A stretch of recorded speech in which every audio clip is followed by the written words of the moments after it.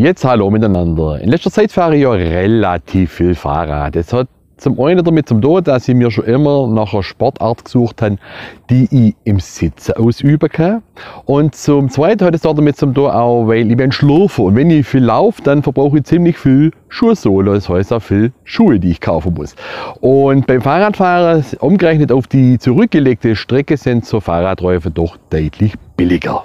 Und damit meine sitzende Sportart noch mehr Spaß macht, habe ich mir so einen in der Szene mit Sicherheit total als uncool empfundener Gelsattel gekauft. So ein geiler, gemütlicher Gelsattel. Der ist sowas von weich, echt, der verschluckte quasi richtig. Jetzt habe ich schon in meinem Wohnzimmer gar keinen Coach mehr standen. Ich stelle jetzt abends immer das Fahrrad ins Wohnzimmer mit rein. Da setze ich mich auf meinen geile weiche Gelsattel drauf. Da habe ich diesen Getränkehalter, den fülle ich dann mit Chips oder Erdnussdösle. Und da vorne tue ich dann immer noch einen Korb. Der Korb ist jetzt gerade im Kühlschrank.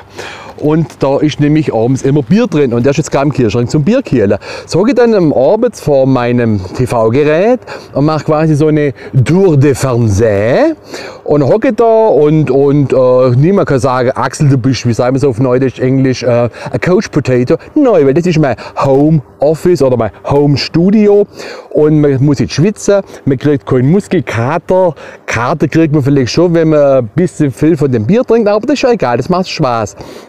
Also Leute, das Ding ist wirklich zu empfehlen, vor allem so ein geiler, weicher Gelsattel. Aber da kommen wir später noch drauf zum Sprechen. Um nochmal auf das Thema Fahrradsattel zurückzukommen. Ihr kennt doch diese originale Fahrradsättel, diese schmale, ganz dünne. Da kriege ich ja schon automatisch Darmverschluss vor Angst, wenn ich die Dinger sehe. Da zieht sich bei mir alles zusammen. Und ist mir noch nie aufgefallen, dass viele Fahrradfahrer der Buckel raufkommen mit schmerzverzerrtem Gesicht. Also ich persönlich glaube ja jetzt nicht, dass dieses schmerzverzerrte Gesicht von der Anstrengung kommt.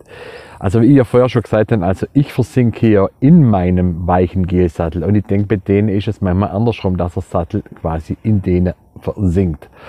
Und manche von den Fahrradfahrern muss mir ja nachher wirklich helfen, damit sie wieder diesen Sattel loswerden. Also ich als Schwab empfehle da immer ziemlich viel Zwiebelkuchen zum Essen, viel Sauerkraut und viel Most zum Trinken, weil dann fällt das Absatteln doch deutlich leichter.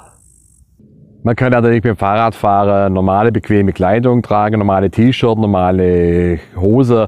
Mache ich schon seit Jahren, funktioniert tadellos. Man kann aber auch sich so enge Radlerhose da kaufen, die sind nämlich in der Polster und genau diese Polster verhindert, dass diese kleine Fahrradsättel in Körperregionen vordringen, in die sie nicht vordringen sollen. Aber was auf jeden Fall empfehlen wird, das ist der Kauf eines Schutzbleches. Weil natürlich ein Profi-Radfahrer sein, die muss ich jeden Gramm sparen, weil ich will ja schnell vorwärts kommen. Meine Meinung ist, sehr früh auch ein paar Gramm mehr wiege, ich habe auch noch Fahrradtaschen und alles Mögliche. Das macht es noch ein wenig anspruchsvoller, man muss sich mehr anstrengen und macht mehr Sport. Das ist aber Ansichtssache. Ein weiterer Tipp ist halt das mit diesem Schutzblech. Wenn jetzt irgendwo mal so ein Radweg fahrt, der jetzt schlammig und dreckig ist und die haben so ein super geiles, enges Radlerhösel dann, so eine super bunte, teure Fahrradklamotte, so ein Fahrradhäs. Und sie hat dann Hände aus. Und sie hat dann Hände aus, als ob ihr zu viel Zwiebelkuchen, zu viel Kraut, zu viel Sauerkraut und zu viel Most auf einmal nachgedrückt hättet. Und der Körper hätte das Ganze alles wieder explosionsartig los wäre, weil dann passt es irgendwie. Weil dann sieht er vorne so hui aus und Hände irgendwie pfui. Ich meine, ja, das ist ja nur ein Tipp so am Rande. Was ich auch unbedingt empfehle, das ist ein Licht am Fahrrad. Ein Licht am Fahrrad ist ganz wichtig. Ja, es wiegt halt auch wieder ein paar Gramm. Ich weiß. Das tut dem Profisportler echt weh. Aber ihr werdet merken, dass wenn ihr ein Licht am Fahrrad habt, vorne und sowohl auch hinten, dann werdet ihr nachts viel weniger vom LKW gestreift oder anderen Fahrzeug und ihr werdet irgendwann merken, dass ihr länger lebt. Was war das? Ein Fahrradklingel. Ja Leute, das habe ich noch. Ja, viel von euch wahrscheinlich auch. Aber es gibt in der Tat Radfahrer, die haben kein Klingel mehr am Fahrrad, beziehungsweise wissen sie gar nicht, wie man das Ding bedient. Ja, das Ding hat halt auch leider kein Touchscreen da. Jetzt guckt mal.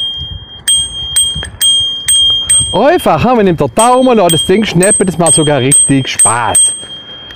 Und zwar hat man ein Fahrradklingel am Fahrrad da. Genau, damit man die anderen Verkehrsteilnehmer auf sich aufmerksam machen kann, wenn man von hinterher schießt, wie ich jetzt gerade da hinten an.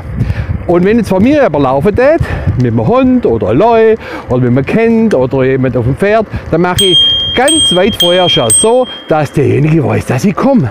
Weil das tut man, das gehört dazu. Weil viele Radfahrer denken zu mir, denen ihr Horizont geht nicht weiter wie bis zum Vorderrädle. Und ja, in die Vorderrädle und ins Hinterrädle, da gehört ganz viel Luft rein, ganz viel Luft, aber nur in die Rädle und nicht in der Schädel vom Radfahrer. Da gehört Gehirn rein und das Gehirn muss man auch benutzen können. Also, Leute, klingelt. So, das sind diese Scheißdinger da, das kotzt mir immer an, wenn Radfahrer andere vorbeifahren und sie auch streifen. Die kennen viele Leute, Fußgänger, die von Radfahrern schon gestreift worden sind, ohne Entschuldigung und ohne irgendetwas weitergefahren sind. Und das geht mir tierisch auf den Sack. Ich bin Klingler und schreie, hey, ich komm, hallo! Und dann sind die Leute immer dankbar und grüßen. Meistens ganz freundlich. Ja, und vielleicht sehen Sie ja mal irgendwann beim Fahrradfahren. Und ich bin derjenige, wo der Buckel rauffährt, zwar schnaufen muss, wenn er heiratet, aber der trotzdem noch grinsen kann mit Buckel fahren, auch ohne Motorle. Und wieso kann ich grinsen? Weil ich in meinem Sattel drin sitze, drin stecke und der Sattel, jetzt ja schon vorher mitgekriegt, nicht in mir. Also liebe Leute, das war's mal wieder. Ich hoffe, es hat euch gefallen, es war unterhaltsam und informativ für euch. Bis zum nächsten Mal, nehmt Rücksicht aufeinander. Tschüssle und Ade.